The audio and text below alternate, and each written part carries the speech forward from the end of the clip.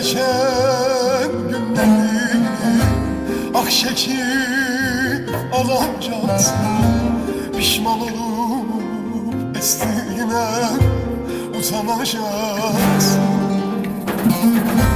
Benle geçen günleri ah çekip alacaksın. Pişman olup estiğine utanacaksın.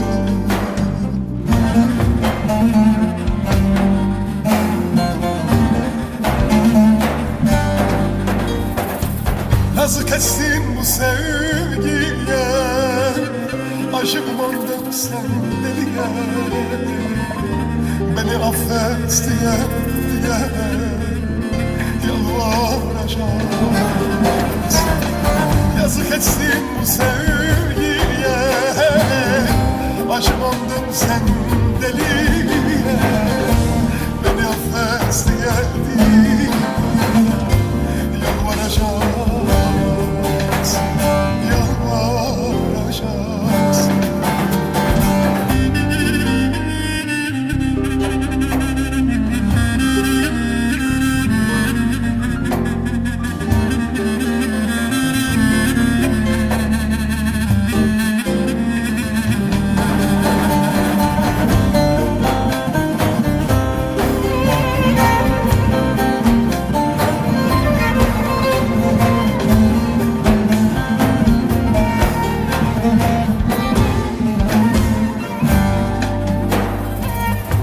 Gözyaşımı kurutsun ben, yüreğimi avutsun ben. Seni çok zaman unuttum ben, anlayacaksın.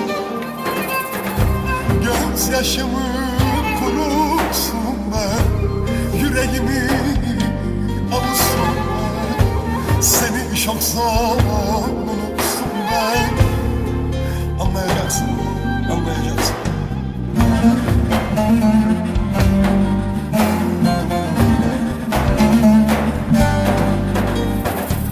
Yazık etsin bu sevgiye, acımadım sen deliye. Beni affet diye yalvaracaksın. Yazık etsin bu sevgiye, acımadım sen